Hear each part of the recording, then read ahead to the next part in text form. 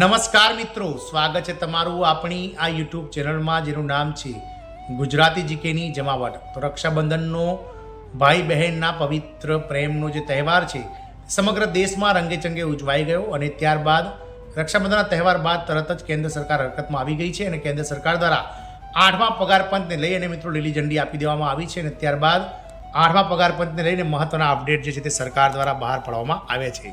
કેન્દ્રીય કર્મચારીઓ માટે આજના 8મા પગાર પંચને લઈને મહત્વના અપડેટ જે આવ્યા છે તે જાણવા માટે તમારે આજના વિડીયોમાં અંત સુધી બનાવી રહેવું પડશે. જો ચેનલમાં તમે પહેલીવાર વિડીયો જોતા હોય તો અમારી ચેનલને તમે લાઇક શેર અને સબસ્ક્રાઇબ કરી બાજુમાં રહેલું બેલ આઇકોન દબાવી દો, જેથી કરીને અમારી ચેનલ પર આવા 8મા પગાર પંચને લગતા જે સમાચાર મૂકવામાં આવે છે તે સરળતાથી મળી જાય.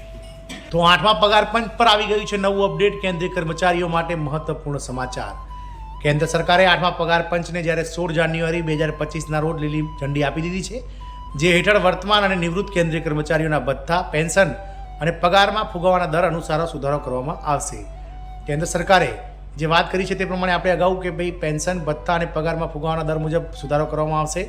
કેન્દ્રીય મંત્રી અશ્વિની વૈષ્ણવે જાન્યુઆરીમાં 16 તારીખે તેની જાહેરાત કરી હતી, પરંતુ ત્યારથી તેના કયા લાભો થવાની સંભાવના છે, તે ક્યારે લાગુ થશે તે અંગે ઘણી ચર્ચાઓ ચાલી રહી છે. તમને જણાવી દઈએ કે ભવિષ્યના પગલાં સંદર્ભની શરતો એટલે કે TOR પર હાલમાં ટર્મ્સ ઓફ રેફરન્સ પર જે છે તે આ બધી બાબતો આધાર રાખે છે. જો કે રાષ્ટ્રીય પરિષદ સંયુક્ત સલાહકાર પ્રણાલી એટલે કે NCGCMના કર્મચારી પક્ષના સચિવ શ્રી ગોપાલ મિશ્રાએ જણાવ્યું હતું કે તેને શક્ય તેટલી વહેલી તકે મંજૂરી મળવાની અપેક્ષા છે. વિગત શું છે તો કેન્દ્રીય કર્મચારીનો પગાર કેવી રીતે રચાય છે અને ટર્મ્સ ઓફ રેફરન્સ તેને કેવી રીતે અસર કરે છે, ચાલો વિગતવાર જાણીએ. તો કેન્દ્રીય સરકારી કર્મચારીઓનું પગારનું માળખું. તો સરકારી કર્મચારીઓના પગારમાં પહેલો બેઝિક પગાર એટલે કે મૂળ પગાર હોય છે, ત્યારબાદ તેમાં મોંઘવારી ભથ્થું દર 6 મહિને જે છે તે મિત્રો કર્મચારીઓને આપવામાં આવે છે. ઘર ભાડું જે છે તે મિત્રો બેઝિક ઉપરથી HRA આપવામાં આવે છે અને પરિવહન ભથ્થાનો પણ મિત્રો સમાવેશ થાય છે. એમ્બિટ ઇન્સ્ટિટ્યુશનલ ઇક્વિટીઝના અહેવાલ મુજબ કર્મચારીઓનો મૂળ પગાર તેમની કુલ આવકના 51.5% છે, DA લગભગ 30.9% છે, HRA લગભગ 15.4% છે અને ટ્રાવેલ એલાઉન્સ લગભગ 2.2% છે. હાલના 7મા પગાર પંચના રેશિયો પ્રમાણે કંઈક આ રીતનું છે. જાણો TOR શું છે અને તેની શા માટે જરૂરી છે. તો ટર્મ્સ ઓફ રેફરન્સ એક એવું માળખું છે જેને પગાર પંચના કાર્યક્ષેત્રને વ્યાખ્યાયિત કરે છે અને તે ક્ષેત્રોને સ્પષ્ટ કરે છે જેમાં તેણે ભલામણો કરવાની હોય છે. TORની ગેરહાજરીમાં કમિશનને સત્તાવાર માન્યતા મળતી નથી અને તે તેના કાર્યો શરૂ કરવામાં અસમર્થ છે, જે પગાર પંચના અમલીકરણ માટે અત્યંત મહત્વપૂર્ણ બનાવે છે.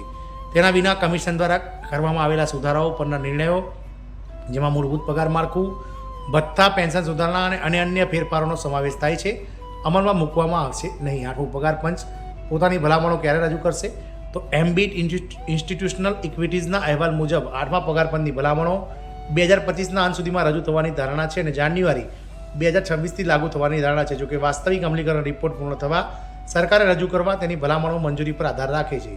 8મા પગાર પંચની કોને ફાયદો થશે તો રિપોર્ટમાં જણાવ્યા અનુસાર 8મા પગાર પંચની ભલામણો નાણાકીય વર્ષ 2027માં લાગુ થવાની ધારણા છે અને તેના કારણે સરકારી પગાર અને પેન્શનમાં 30% થી 34% વધારો થવાની સંભાવના છે. આનાથી 1 કરોડથી વધુ કેન્દ્ર સરકારના કર્મચારી, નિવૃત્ત કર્મચારીઓને લાભ થવાનો છે તેવી ધારણા છે. સંરક્ષણ કર્મચારીઓ સહિત લગભગ 50 લાખ કેન્દ્ર સરકારના કર્મચારી અને સંરક્ષણ નિવૃત્ત કર્મચારીઓ સહિત કુલ 65 લાખ જેટલા સરકારી પેન્શનર્સોને તેનો લાભ મળશે. આપને જણાવી દઈએ કે મિત્રો આ વર્ષના અંત સુધીમાં કેન્દ્ર સરકાર દ્વારા જે છે તે 8મા પગાર પંચ માટેની કમિટીની રચના કરવામાં આવશે.